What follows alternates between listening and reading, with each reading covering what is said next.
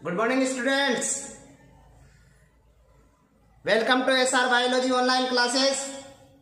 My name is Sampat राज नागर। तो आज से एक नए चैप्टर में एंटर कर रहे हैं और जिस चैप्टर का नाम है ह्यूमन रिप्रोडक्टिव सिस्टम, मानव जनन तंत्र। अभी तक अपन ने फर्स्ट चैप्टर का और सेकंड चैप्टर का स्टडी किया है। फर्स्ट चैप्टर में क्या है, जीवों में जनन के बारे में है कि जीवों में किस प्रकार से जनन होता है। सेकंड पॉइंट है, सेकंड चैप्टर का नाम है रिप्रोडक्शन इन फ्लावरिंग प्लांट कि पुष्पीय पादपों में जनन किस प्रकार से होता है। तो अपना दोनों चैप्टर हो गए, मतलब फर्स्ट चैप्टर 2 मार्क्स का है, फ्लावरिंग प्लांट से 4 मार्क्स का, तो मतलब अपना जो 6 मार्क्स का कंप्लीट हो गया है। थर्ड कंडीशन है कि आपका थर्ड चैप्टर है ह्यूमन रिप्रोडक्टिव सिस्टम। अब आप ह्यूमन रिप्रोडक्टिव सिस्टम के बारे में क्या जानते हो भाई? आप देखोगे तो जनन कितने प्रकार, जनन होता क्या है, जनन की परिभाषा आपने चैप्टर 1 में भी देख ली है। जनन कितने प्रकार का होता है, ये जनन आप चैप्टर उसमें फर्स्ट में देख लिया। फिर जनन, क्योंकि आप पुष्पीय पादपों में भी लैंगिक जनन हो रहा है और साथ साथ में जो मनुष्य है, जो मानव जनन तंत्र है, उसमें भी लैंगिक जनन हो रहा है। इस प्रकार से आप देखोगे कि मानव में क्या ऐसी विभिन्नताएं होती है या ऐसी क्या कंडीशन होती है कि उसमें आपको यह डिटेल से देखा जा रहा है। तो आप पहले देखा जाए कि जनन का परिभाषा क्या है, डेफिनेशन क्या है कि जनन जीवों का वह लक्षण है, जनन जीवों का वह लक्षण है जिसके द्वारा वह स्वयं के समान संतानें उत्पन्न करता है। जनन जीवों का वह लक्षण है जिसके द्वारा वह स्वयं के समान संतानें उत्पन्न करता है, जनन कहलाता है। फिर उसके बाद अपन कहते हैं कि जो जनन करने वाले जीव है, जनन करने वाले जो जीव है, जो प्राणी है, उनमें 2 प्रकार के रूप पाए जाते हैं। एक तो नर होता है, दूसरा मादा होता है। नर जो होता है उसको मेल या पुरुष कहा जाता है, दूसरा फीमेल होता है। फीमेल को अपन कंडीशन बोला जाता है। फीमेल में क्या जाएगा, इसको स्त्री बोला जाता है। फिर अपन बोला जा रहा है मनुष्य किस प्रकार का प्राणी है, मनुष्य एक लिंगी प्राणी है। मनुष्य किस प्रकार का प्राणी है, मनुष्य एक लिंगी प्राणी है। एक लिंगी का मतलब है कि ऐसे प्राणी जो नर व मादा अलग अलग पाए जाते हैं और साथ में दोनों में अलग अलग प्रकार के गेमेट का निर्माण होता है। दोनों में अलग अलग प्रकार के युग्मक बनते हैं। नर में नर युग्मक बनेंगे जिन्हें शुक्राणु कहा जाएगा, जो मादा होता है उसमें मादा युग्मक बनेंगे जिसे अंडाणु कहा जाएगा। मतलब दोनों में अलग अलग प्रकार के युग्मकों का निर्माण होगा और युग्मकों के निर्माण के दौरान अर्धसूत्री विभाजन होगा। इस प्रकार से कहा जा सकता है मनुष्य एक लिंगी प्राणी होता है। फिर अपन कहा जा रहा है, दूसरा टर्म आता है लैंगिक द्विरूपता। दूसरा टर्म कौन सा है, लैंगिक द्विरूपता या सेक्सुअल डायमॉर्फिज्म। सेक्सुअल डायमॉर्फिज्म की बात कर sexual plus di plus morphism. Di का मतलब 2, मॉर्फिज्म का मतलब मॉर्फोलॉजिकली, मतलब आप देखा जाए कि जो मनुष्य होता है उस मनुष्य में लैंगिक द्विरूपता पाई जाती है, अर्थात दिखने में बाहर से क्या होते, एक दूसरे से भिन्न होते हैं। नर व मादा बाह्यतम रूप से क्या होते हैं, एक दूसरे से भिन्न होते हैं। बाह्यतम रूप से कैसे होते हैं, एक दूसरे से भिन्न होते हैं। उसे अपन क्या बोला जाता है, लैंगिक द्विरूपता कहा जाता है। अर्थात आप कह सकते हो नर व मादा में पाए जाने वाले लिंग विभेदन, नर व मादा में पाए जाने वाले लिंग विभेदन को अपन लैंगिक द्विरूपता कहा जाता है। या दूसरी टर्मिनोलॉजी बोले, जब नर व मादा बाह्यतम रूप से एक दूसरे से भिन्न होते हैं, जब नर व मादा क्या होते हैं, एक दूसरे से भिन्न होते हैं, तो इस घटना को क्या बोला जाता है, लैंगिक द्विरूपता कहा जाता है। तो उसके बाद जो टर्म आएगी गौण लैंगिक लक्षण। क्या, गौण लैंगिक लक्षण। गौण लैंगिक लक्षण क्या होता है, गौण लैंगिक लक्षण क्या होता है, गौण लैंगिक लक्षण क्या होता है कि जो मनुष्य होता है उस मनुष्य में जो बाहर से देखने पर बाहर से देखने पर या जब नर व मादा जिन बाह्य संरचनात्मक लक्षणों के आधार पर, जब नर व मादा को जिन बाह्य संरचनात्मक लक्षणों के आधार पर उन्हें पहचाना जाता है, किन के आधार पर? जिन बाह्य संरचनात्मक लक्षणों के आधार पर जिन्हें में अंतर किया जाता है, जिन्हें पहचाना जाता है, उन्हें अपन क्या बोला जाता है? गौण लैंगिक लक्षण या द्वितीयक लैंगिक लक्षण। अब क्या होता है? नर और मादा में द्वितीयक गौण लैंगिक लक्षण किस प्रकार के होते हैं, किस प्रकार से अपन को दिखाई देते हैं?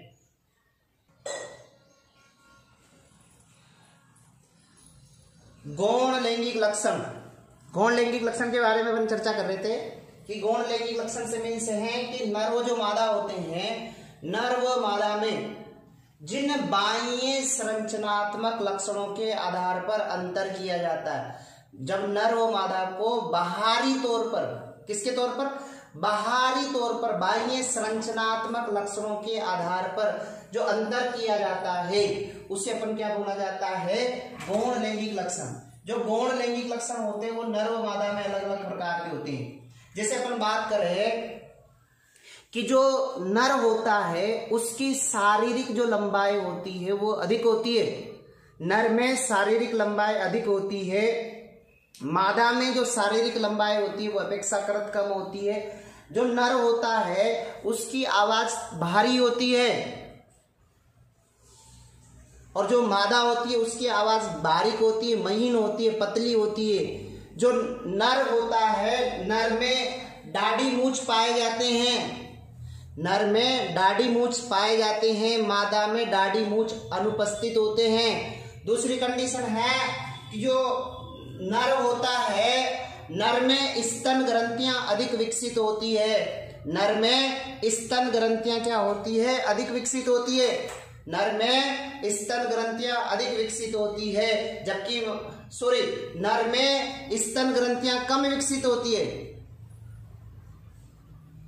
जो नर होता है उसमें स्तन ग्रंथियां कम विकसित होती है, जो मादा होती है उसमें स्तन ग्रंथियां क्या होती है? अधिक विकसित होती है। क्या होती है? इनमें क्या होती है? मादाओं में स्तन ग्रंथियां क्या होती है? अधिक विकसित होती है। दूसरी कंडीशन है जो नर होते हैं उनमें पेशियां, नर में पेशियां अधिक विकसित होती है। नर में क्या होती हैं? अधिक विकसित पेशियां पाई जाती है। नर में क्या पाई जाती है? अधिक विकसित पेशियां पाई जाती है। जो मादा होती है उसमें कम विकसित पेशियां पाई जाती है। क्या होती है? कम विकसित पेशियां पाई जाती है। आगे अंतर देखते हैं अपन।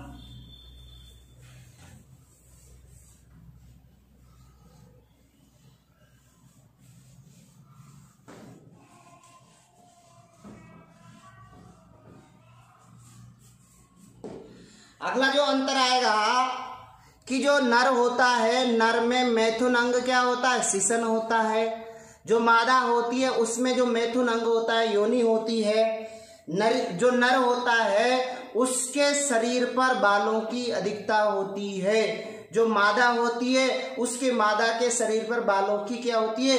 कमी होती है। अगला कंडीशन है जो नर होता है उसमें जो श्रोणी क्षेत्र है, श्रोणी क्षेत्र कम चौड़ा होता है। जो मादा होती है उसमें श्रोणी क्षेत्र क्या होता है? अधिक विकसित होता है, अधिक चौड़ा होता है। नर की जो उपापचय दर होती है वो अधिक होती है, मादा की उपापचय दर क्या होती है? कम होती है। नर में जो श्वसन होता है वो उदरी होता है और मादा में जो श्वसन होता है वो वक्षीय होता है। अगली बात करें कि नर जो होता है उसमें नितंब पेशियां, नर में नितंब पेशी जो अधिक, नर में जो नितंब पेशी होती है वह कम विकसित होती है, जबकि मादा में जो नितंब पेशी होती है वो अधिक विकसित होते हैं। आगे लिख लेना नर और मादा में क्या होता है? इनमें मैथुन अंग, इनमें मैथुन अंग सिसन होता है। इनमें मैथुन अंग कौन सा होता है? सिसन होता है। कौन सा करेक्टर चल रहा है? 6 करेक्टर चल रहा है। इनमें मैथुन अंग क्या होगा? इनमें मैथुन अंग इनमें मैथुन अंग योनि होती है। इनमें मैथुन अंग क्या होती है? योनि होती है। 7th कैरेक्टर चलेगा।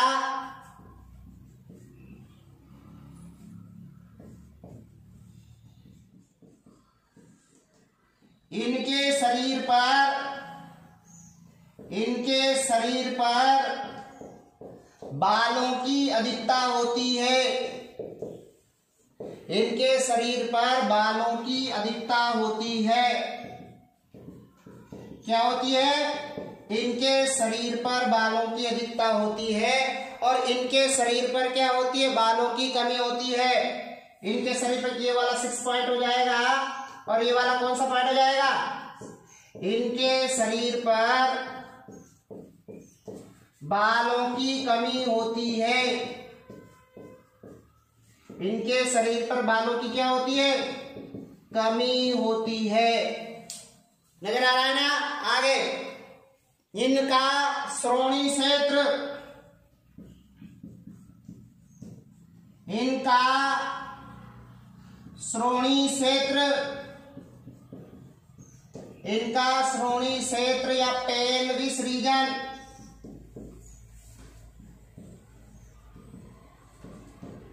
इनका पेल्विस जो रीजन होता है वो कम चौड़ा होता है। इनका पेल्विस रीजन क्या होता है? कम चौड़ा होता है। और इनका पेल्विस रीजन क्या होगा? इनका पेल्विस रीजन, पेल्विस क्षेत्र, इनका पेल्विस क्षेत्र क्या होता है? अधिक चौड़ा होता है। इनका पेल्विस रीजन क्या होता है? अधिक चौड़ा होता है। अगली कंडीशन है नर की उपापचय दर, नर की उपापचय दर अधिक होती है। नर की उपापचय दर अधिक होती है। मादा की जो उपापचय दर वो कम होती है। इनकी उपापचय दर कम होती है। इनकी उपापचय दर क्या होती है? कम होती है। अगली कंडीशन है इनमें श्वसन, इनमें श्वसन उदरीय होता है। इनमें श्वसन कैसा होता है? उदरीय होता है। और इनमें श्वसन कैसा होगा? वक्षीय। इनमें श्वसन, इनमें श्वसन, इनमें श्वसन कैसा होगा? वक्षीय होता है। इनमें श्वसन कैसा होगा? वक्षीय होता है। इनमें नितंब पेशी, इनमें नितंब पेशी कम विकसित होती है। इनमें नितंब पेशी कैसी होती है? इनमें जो नितंब पेशी होती है वह कम विकसित होती है। और इनमें जो नितंब पेशी, इनमें नितंब पेशी अधिक विकसित होती है। इनमें नितंब पेशी अधिक विकसित होती है। इनमें नितंब पेशी अधिक विकसित होती है। आया कुछ समझ में? थोड़ा सा घट जाता हूं, इसमें देख लेना एक बार। क्या हुआ? मैथुनांग शीर्षण, उधर मैथुनांग योनि, इधर शरीर पर बालों की अधिकता, वहां पर शरीर पर बालों की कमी। यहाँ का श्रोणी क्षेत्र क्या होता है? कम चौड़ा। वहां पर श्रोणी क्षेत्र अधिक चौड़ा। यहाँ उपापचय दर अधिक, यहाँ उपापचय दर कम। इनमें श्वसन उदरीय, इनमें श्वसन वक्षीय, इनमें नितंब पेशी कम विकसित, इनमें नितंब पेशी क्या होती है? अधिक होती है। आगे देखते हैं कि मनुष्य जो होता है किस प्रकार का प्राणी होता है? शिशु प्रजक प्राणी या जरायुज प्राणी होता है। आप लिख सकते हैं कि मनुष्य एक शिशु प्रजक या जरायुज विविफेरस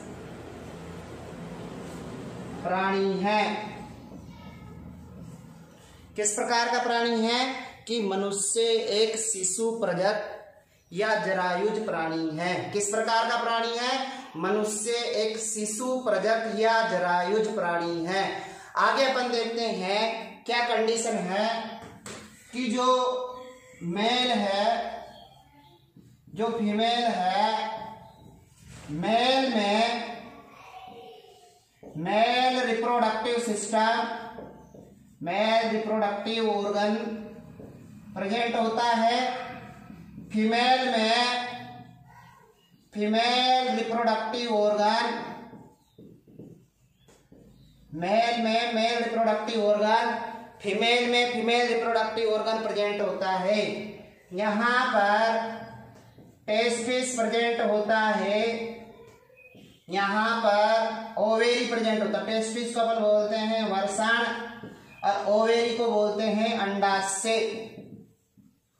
जो टेस्टिस होता है, जो ओवेरी होता है, टेस्टिस और ओवेरी में गैमेटोजेनेसिस होता है। क्या होता है? टेस्टिस और ओवेरी में क्या होता है? गैमेटोजेनेसिस होता है, मतलब युग्मक जनन होता है। और ओवेरी में होने वाला गैमेटोजेनेसिस अंड जनन कहलाता है, oogenesis कहलाता है। क्या कहलाता है?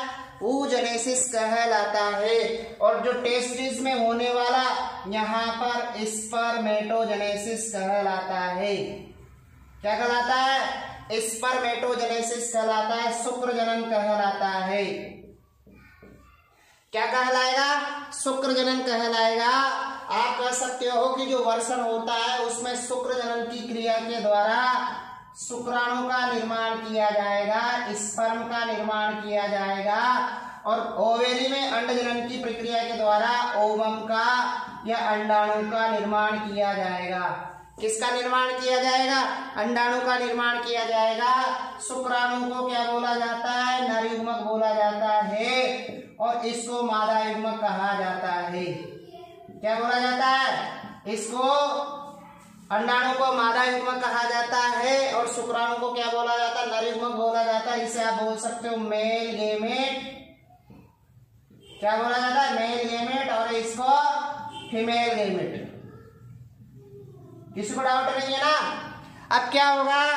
जो शुक्राणु और अंडाणु है उसमें क्या होगा? शुक्राणु और अंडाणु में संलयन की क्रिया होगी, फ्यूजन की क्रिया होगी। क्या होगा? संलयन होगा या फ्यूजन होगा। इस घटना को अपन क्या बोलते हैं? निषेचन कहा जाता है। इस घटना को क्या कहा जाता है? निषेचन कहा जाता। इस घटना को क्या कहा जाता है? निषेचन कहा जाता है। इस घटना को क्या कहा जाएगा? निषेचन कहा जाता है। और निषेचन के फलस्वरूप किसका निर्माण होता है? निषेचन के फलस्वरूप जायगोट या युग्मनज का निर्माण होता है।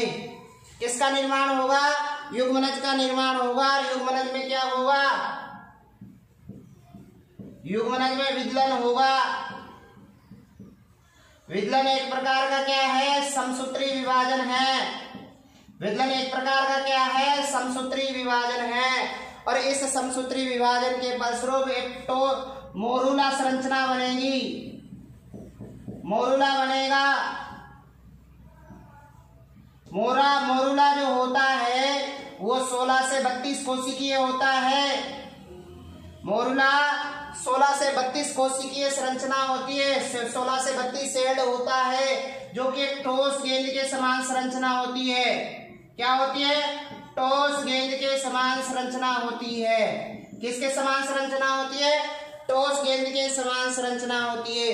अब क्या होता है, मोरूला से किसका निर्माण होगा, ब्लास्टुला का निर्माण होगा। मोरूला से किसका निर्माण होगा, ब्लास्टुला का निर्माण होगा। और ब्लास्टुला को आप ब्लास्टोसिस्ट भी बोल सकते हो। ब्लास्टुला को क्या बोल सकते हो, कोरक पुटी भी कह सकते हो, ब्लास्टोसिस्ट भी कह सकते हो। क्या कह सकते हो, ब्लास्टोसिस्ट भी कहा जा सकता है। अब ब्लास्टोसिस्ट क्या है, खोखली गेंद के समान संरचना है। किसके समान संरचना है, खोखली गेंद के समान संरचना होती है। किसके समान संरचना होती है, खोखली गेंद के समान संरचना होती है। और इसमें क्या होगा, इस अवस्था में यहां पर कंडीशन आप कह सकते हो कि ये 32 से 64 कोशिकीय हो जाता है। क्या हो जाता है, 32 से 64 कोशिकीय अवस्था में हो जाता है। और इस अवस्था में क्या होगा, इस अवस्था में क्या होगा, यह क्या करेगा, यह क्या करेगा, गर्भाशय की दीवार से क्या करेगा, गर्भाशय की दीवार से क्या करेगा, चिपकेगा। गर्भाशय की दीवार से क्या करेगा, चिपकेगा। गर्भाशय की दीवार से क्या करेगा, चिपकना, जिसे आप क्या बोलते हो, इम्प्लांटेशन कहा जाता है। मतलब ब्लास्टुला का या कोरक पुटी का गर्भाशय की दीवार से चिपकना, ब्लास्टुला का या ब्लास्टोसिस्ट का गर्भाशय की दीवार से चिपकना क्या कहलाता है, इम्प्लांटेशन कहलाता है। और इस इम्प्लांटेशन के फलस्वरूप ही क्या बोला जाता है, गैस्ट्रुला बनता है। इस इम्प्लांटेशन के फलस्वरूप किसका निर्माण होता है, गैस्ट्रुला का विकास होता है। इस इम्प्लांटेशन के फलस्वरूप किसका विकास होता है, गैस्ट्रुला का विकास होता है। और इस गैस्ट्रुला में क्या होती है, संरचनात्मक विकास गतियां होती है। इस गैस्ट्रुला में संरचनात्मक विकास गतियां होती है। इस गैस्ट्रुला में संरचनात्मक विकास गतियां होती है, जिसके फलस्वरूप एक्टोडर्म का, सेकंड मीजोडर्म का एंड थर्ड एंडोडर्म का विकास होता है। किसका विकास होता है, एक्टोडर्म का, मीजोडर्म का, एंडोडर्म का विकास होगा। फिर उसके फलस्वरूप, और ध्यान में रखना, गैस्ट्रुला में जो एक्टोडर्म, मीजोडर्म और एंडोडर्म बने हैं, इनके द्वारा शरीर के जो भ्रूण है, भ्रूण के विभिन्न अंगों का विकास होगा। इस गैस्ट्रुला में जो एक्टोडर्म और एंडोडर्म बने हैं, उसके द्वारा शरीर के विभिन्न अंगों का विकास होगा। जो गैस्ट्रुला होता है, इस गैस्ट्रुला में क्या होता है, और डेवलपमेंट होता है और विकास होता है। विकास के फलस्वरूप क्या बनेगा, इसमें भ्रूण बनेगा, एम्ब्रियो बनेगा। और एम्ब्रियो से क्या बनेगा, विकसित भ्रूण का निर्माण होगा। और डेवलपमेंट दर्शा करके क्या बनेगा, विकसित भ्रूण का विकास होगा। विकसित जो भ्रूण बनता है उसको फीटस कहा जाता है। जो विकसित भ्रूण होता है उसको क्या कहा जाता है, विकसित भ्रूण को क्या कहा जाता है, फीटस कहा जाता है। क्या कहा जाता है, फीटस कहा जाता है। विकसित भ्रूण को क्या कहा जाता है, फीटस कहा जाता है। फिर इसका जैसे डेवलपमेंट हो जाता है तो प्रसव की क्रिया होती है, पार्टोरेशन की क्रिया होती है, प्रसव की क्रिया होती है। उसके फलस्वरूप क्या होता है, शिशु का जन्म होता है। इसके फलस्वरूप क्या होता है, शिशु का जन्म होता है। किसका भी जन्म होता है, शिशु का जन्म होता है। इस प्रकार से जो मनुष्य है उसमें किस प्रकार से एक लाइफ साइकिल चलता है, किस प्रकार से उसमें जीव का डेवलपमेंट होता है, उसका अपन ने फ्लो चार्ट बनाया। आया समझ में? आगे देखते हैं जननांगों के प्रकार। किसके बात करते हैं, जननांगों के प्रकार की बात करते हैं। कि ध्यान में रखना, जननांग दो प्रकार के होते हैं। एक होता है प्राथमिक जननांग, सेकंड होता है द्वितीयक जननांग। फर्स्ट होता है प्राथमिक जननांग और सेकंड होता है द्वितीयक जननांग। प्राथमिक जननांग प्राइमरी रिप्रोडक्टिव ऑर्गन और सेकेंडरी रिप्रोडक्टिव ऑर्गन, जिसे आप बोल सकते हैं प्राइमरी सेक्स ऑर्गन और सेकेंडरी सेक्स ऑर्गन। आप यहाँ अंदाजा लगा सकते हो कि प्राथमिक लैंगिक अंग क्या होते हैं। इनको प्राथमिक लैंगिक अंग भी बोला जा सकता है, प्राथमिक जननांग भी बोला जा सकता है। इन दूसरा द्वितीयक जननांग, जिसको द्वितीयक लैंगिक अंग भी कहा जा सकता है। तो प्राथमिक जो लैंगिक अंग है, प्राथमिक जो जननांग है, उनसे क्या मतलब है कि ऐसे जननांग जिनमें युग्मकों का निर्माण होता है। प्राथमिक जननांग का मतलब है ऐसे जननांग जिसमें क्या होता है, युग्मकों का निर्माण होता है। ऐसे जननांग जिनमें युग्मकों का निर्माण होता है उन्हें प्राथमिक जननांग कहा जाता है। जो नर मनुष्य है, जो मेल है, उसमें प्राथमिक जननांग के रूप में वर्षण पाया जाता है और मादा में, नर में प्राथमिक जननांग के रूप में वर्षण पाया जाएगा और मादा में प्राथमिक जननांग के रूप में क्या पाया जाएगा, अंडाशय पाया जाएगा। नर में क्या पाया जाएगा, वर्षण पाया जाएगा प्राथमिक जननांग के रूप में। मादा में कौन सा जननांग पाया जाए, प्राथमिक जननांग के रूप में अंडाशय पाया जाएगा। यहाँ पर नर में जो वर्षण है उसमें युग्मक के रूप में किसका निर्माण होगा, शुक्राणु का निर्माण होगा। यहाँ पर अंडाणु का निर्माण होगा। क्या होगा, अंडाणु का निर्माण होगा, जिन्हें नर युग्मक और मादा युग्मक कहते हैं। अर्थात ऐसे लैंगिक अंग जिनमें युग्मकों का निर्माण होता है, ऐसे लैंगिक अंग जिनमें युग्मकों का निर्माण होता है, गैमेट्स का फॉर्मेशन होता है, उन्हें प्राथमिक लैंगिक अंग कहा जाता है। द्वितीयक लैंगिक अंग क्या होते हैं, ऐसे लैंगिक अंग जिनके द्वारा युग्मकों को मार्ग प्रोवाइड किया जाता है, पाथवे प्रोवाइड किया जाता है और नर युग्मक और मादा युग्मक को मिलने में सहायता प्रदान की जाती है। जिनमें नर युग्मक को और मादा युग्मक को क्या दी जाती है, उनमें आपस में मिलने में सहायता की जाती है। नर में पाए जाने वाले जो द्वितीयक लैंगिक अंग है वो क्या हो जाएगा, नर में द्वितीयक लैंगिक अंग के रूप में आपके अधिवर्षण हो जाएगी, शुक्रवाहिनी हो जाएगी। उसके साथ साथ बहुत सा आपके पूरा का पूरा इसमें पार्ट्स जो भी अधिवर्षण हो जाएगा, शुक्रवाहिनी हो जाएगा, शुक्राशय हो जाएगा, प्रोस्टेट हो जाएगा, सीसन हो जाएगा। ये सब लैंगिक अंग जो भी होते हैं ना, वो सब द्वितीयक लैंगिक अंग है। मादा में जो द्वितीयक लैंगिक अंग है, जैसे अंडवाहिनी हुई, गर्भाशय हुआ, योनि हुआ, ये सब क्या है, द्वितीयक लैंगिक अंग है। कौन से प्राथमिक लैंगिक अंग कौन कौन से होते हैं, नर और मादा में वर्षण और अंडाशय। द्वितीयक लैंगिक अंग क्या होते हैं, जैसे नर में जो द्वितीयक लैंगिक अंग होगा, नर में जो द्वितीयक लैंगिक अंग होंगे जिन्हें हमने अधिवर्षण बोला, शुक्रवाहिनी बोला, शुक्राशय बोला, प्रोस्टेट बोला और साथ साथ में अपन ने सीसन बोला। द्वितीयक मादा में जो द्वितीयक लैंगिक अंग है वो अंडवाहिनी हुआ, गर्भाशय हुआ, साथ साथ में योनि हुआ। ये सब क्या है, द्वितीयक लैंगिक अंग के रूप में कार्य करते हैं। अब इन जननांगों के प्रकारों के बारे में लिख लो कि जननांगों में क्या क्या लिखना है आपको। फर्स्ट है प्राथमिक जननांग। प्राथमिक जननांग को मुख्य जननांग बोला जाता है। क्या बोला जाता है, मुख्य जननांग बोला जाता है। आवश्यक जननांग बोला जाता है, आवश्यक जननांग बोला जाता है। इनको प्राइमरी सेक्स ऑर्गन बोला जाता है। क्या बोला जाता है, प्राइमरी सेक्स ऑर्गन कहा जाता है। क्या कहा जाएगा, प्राइमरी सेक्स ऑर्गन कहा जाएगा। इसमें लिख सकते हैं अपन ऐसे जननांग, ऐसे जननांग जिनमें युग्मकों का निर्माण, ऐसे जननांग जिनमें युग्मकों का निर्माण, ऐसे जननांग जिनमें युग्मकों का निर्माण, जिनमें युग्मकों का निर्माण होता है, जिनमें युग्मकों का निर्माण होता है, उन्हें प्राथमिक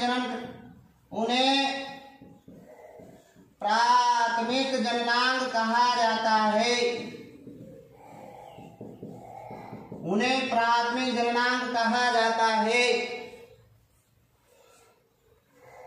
लिखते हैं नर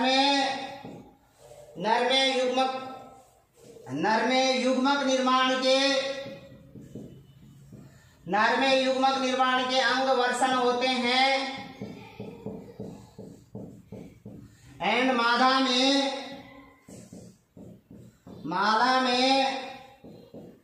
युग्मक निर्माण के अंग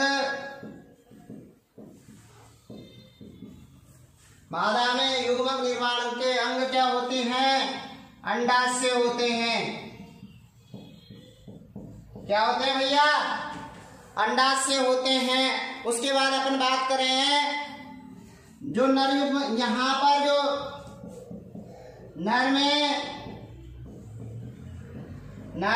नर युग्मक शुक्राणु बनेगा, वह मादा में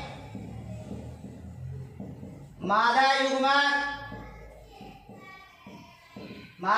क्या बनेगा? मादा में जो मादा युग्मक बनेगा वो अंडाणु बनता है। क्या बनता है? अंडाणु बनता है। अंडाणु का निर्माण होता है। द्वितीयक जननांग स्टार्ट होता है। द्वितीयक जननांग, सेकंड पॉइंट कौन सा है? द्वितीयक जननांग। द्वितीयक जननांग को सहायक जननांग कहा जाता है। क्या कहा जाता है? सहायक जननांग, जिसे आप बोल सकते हो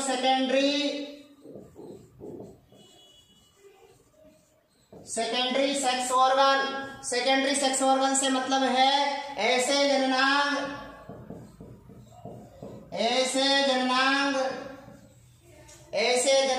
जो युग्मकों को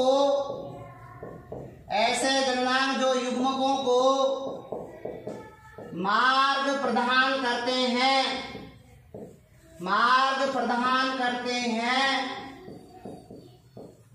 ऐसे जननांग जो युग्मकों को मार्ग प्रदान करते हैं उन्हें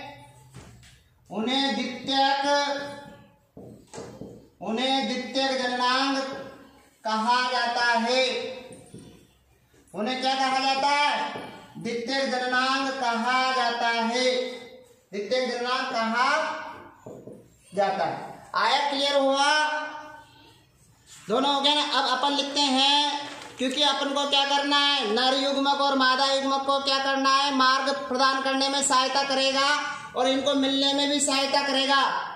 तो ये क्या करेगा? यह जननांग क्या करेगा? नर युग्मक व मादा युग्मक के मिलने में सहायता प्रदान करेगा। यह जननांग क्या करेगा?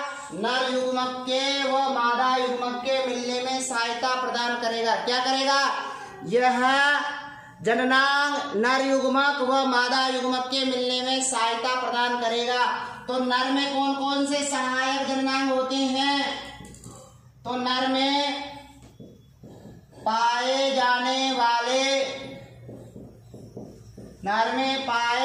वाले सहायक जननांगों के नाम। नर में पाए जाने वाले सहायक जननांगों के नाम। पहला आप लिख सकते हो अधिवर्षण। क्या लिखें? अधिवर्षण, जिसे बोला जा सकता है एपिडिडाइमस। सेकंड पॉइंट आपका स्टार्ट होगा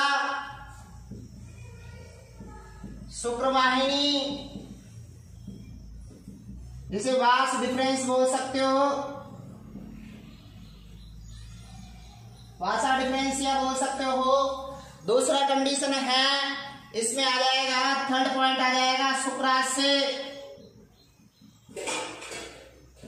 शुक्राशय सेमाइनल वेसिकल। तीसरा पॉइंट आ जाएगा सेमाइनल वेसिकल। उसके बाद आ जाएगा थर्ड पॉइंट आ जाएगा स्खलन नलिका, स्खलन वाहिनी, जिसे बोल सकते हैं इजैकुलेटरी डक्ट। क्या बोला जाएगा, इजैकुलेटरी डक्ट बोला जाएगा। उसके बाद इसमें थर्ड हो गया, फोर्थ हो ही गया, 5 आएगा प्रोस्टेट ग्रंथि। कौन से ग्रंथि, प्रोस्टेट ग्लैंड से गुजरेगा। और 6 हो जाएगा सीसन।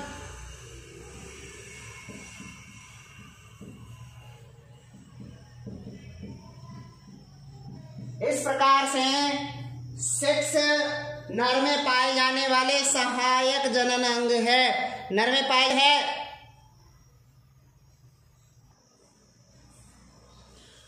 तो क्या हो जाएगा, द्वितीयक जननांग के रूप में आप ये बोल रहे हो कि द्वितीयक जो जननांग होते हैं वो कितने प्रकार के, द्वितीयक जो जननांग है वो क्या करते हैं, नर युग्मक और मादा युग्मक को मिलने में सहायता प्रदान करेंगे। दूसरी कंडीशन है कि नर युग्मक और मादा युग्मक को मिलने में सहायता करेंगे। दूसरी कंडीशन अपन ने बताया कि नर में पाए जाने वाली जो सहायक जननांग है उसमें अधिवर्षण, शुक्रवाहिनी, शुक्राशय, स्खलन वाहिनी, प्रोस्टेट ग्रंथि और सीसन। इस प्रकार से क्या होता है, द्वितीयक सहायक जननांग आपके नर में पाए जाने वाले द्वितीयक जननांग या सहायक जो जननांग होंगे वो 6 प्रकार के होंगे। अब देखते हैं मादा में पाए जाने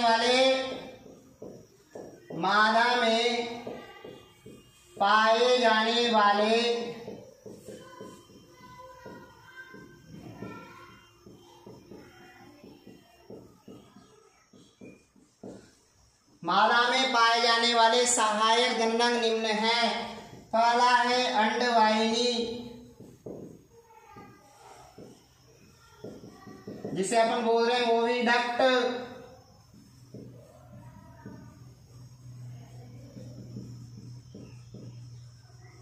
फैलोपियन ट्यूब सेकंड पॉइंट रहेगा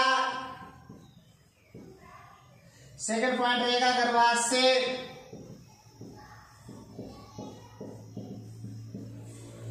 सेकंड पॉइंट कौन सा रहेगा, गर्भाशय। थर्ड पॉइंट रहेगा गर्भाशय ग्रीवा। थर्ड पॉइंट कौन सा रहेगा, गर्भाशय ग्रीवा। गर्भाशय ग्रीवा को आप बोलते हो सर्वेक्स। हो रहा है ना, आ रहा है ना समझ में थोड़ा। उसके बाद फोर्थ पॉइंट है योनि, इस प्रकार से मादा में पाए जाने वाले सहायक जनन कौन से, अंडवाहिनी है, गर्भाशय है, गर्भाशय ग्रीवा है और योनि है। उसके बाद अपन बात करते हैं कि जो भ्रूण अवस्था होती है, स्टार्ट आगे अपन लिख सकते हैं कि भ्रूण अवस्था के दौरान क्या होगा, भ्रूण अवस्था के दौरान जो अंडाशय वर्षण जो होते हैं ना वो मेजोडर्म से विकसित होते हैं। भ्रूण अवस्था के दौरान क्या होगा, वर्षण व अंडाशय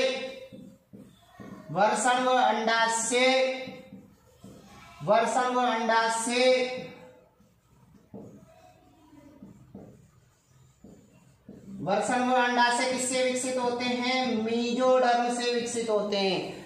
तो अपन ने अभी बोला है कि जो गैस्ट्रुला अपन ने देखा, उस गैस्ट्रुला में क्या हुआ कि गैस्ट्रुला में जो जनन स्तर बनते हैं, जनन स्तर में एक्टोडर्म अपन ने देखा, मेजोडर्म अपन ने देखा, जो एंडोडर्म अपन ने देखा, उसमें क्या हुआ, उस अवस्था के दौरान वर्षण व अंडाशय किससे विकसित होंगे, मेजोडर्म से विकसित होंगे। किससे विकसित होंगे, मेजोडर्म से विकसित होंगे। किससे विकसित होंगे, मेजोडर्म से विकसित होंगे। आ रहा नहीं क्लियर, थोड़ा समझ में आ रहा है वाला। भ्रूण अवस्था के दौरान वर्षण अंडाशय किससे विकसित होंगे, मेजोडर्म से विकसित होंगे। एक नोट लिख लेते हैं। नोट में अपन लिखते हैं कि जो वर्षण होते हैं भ्रूणीय अवस्था में जो वर्षण होंगे वह उदर गुहा के अंदर पाए जाते हैं। लेकिन जब भ्रूण अवस्था में जैसे विकसित होता है, जैसे नर जन्म का होता है, विकसित होता है, उसके फलस्वरूप क्या होता है, जो वर्षण होता है वो कहाँ से बाहर आ जाता है, उदर गुहा से बाहर निकल करके वर्षण का जो वर्षण कोष होता है उसमें स्थित हो जाता है। और मादा में जो अंडाशय होता है वो हमेशा परमानेंट उदर गुहा में पाया जाता है। तो अपन देखते हैं कि भ्रूण अवस्था में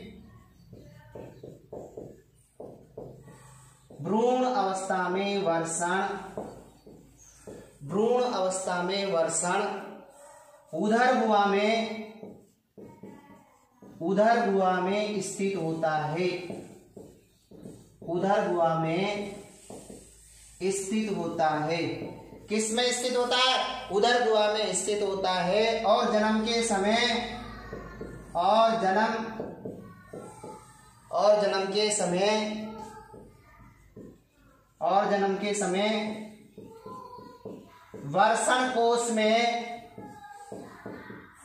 वृषण कोष में पाए जाते हैं।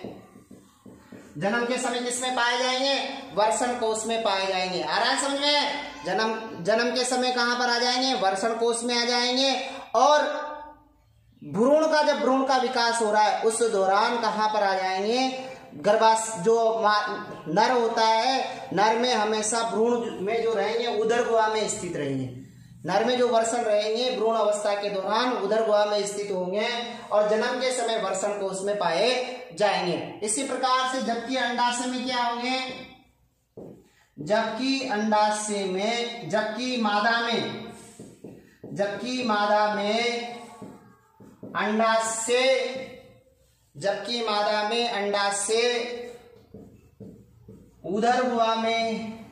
उदर गुहा में स्थित होते हैं। परमानेंट, हमेशा मादा में जो अंडाशय होगा वह उदर गुहा में ही स्थित होता है। कहां पर होगा? उदर गुहा में स्थित होगा। इस प्रकार से आज अपन ने देखा कि किस प्रकार से जनन की परिभाषा होती है। जनन में जो लैंगिक द्विरूपता है वो पाई जाती है। नर में गौण लैंगिक लक्षण पाए जाते हैं। नर में और मादा में कौन कौन से गौण लैंगिक लक्षण पाया जाता है और इसमें नर में और मादा में किस प्रकार से उनका लाइफ साइकिल चलता है और नर व मादा में जननांग कौन कौन से, नर और मादा में जो जननांग के प्रकार है, प्राथमिक और जननांग किस प्रकार से होते, इस प्रकार से आज अपन ने देखा। देखो बच्चों, 2-3 दिन से क्या मैं वीडियो रिलीज नहीं कर रहा हूँ, कुछ कंडीशन की वजह से रिलीज नहीं कर पाया, उसके लिए मैं सॉरी बोल रहा हूँ। तो आगे मैं रोजाना कोशिश करूंगा कि इस वीडियो सीरीज को, लेक्चर सीरीज को कंटिन्यूअस रखूं। आज का जो पार्ट है, फर्स्ट है, आपसे नया चैप्टर स्टार्ट करा है, चैप्टर नंबर 3, और इसको देखो और साथ साथ में जो भी प्रॉब्लम आए, कोई क्वेरी है तो आप कमेंट बॉक्स में लिख करके भेजिए। तो इस वीडियो को आगे लाइक कीजिए, सब्सक्राइब कीजिए और शेयर कीजिए और ज्यादा से ज्यादा लोगों को बताएं कि उससे जो भी हिंदी मीडियम में बच्चे पढ़ते हैं उनको फायदा हो सके। धन्यवाद।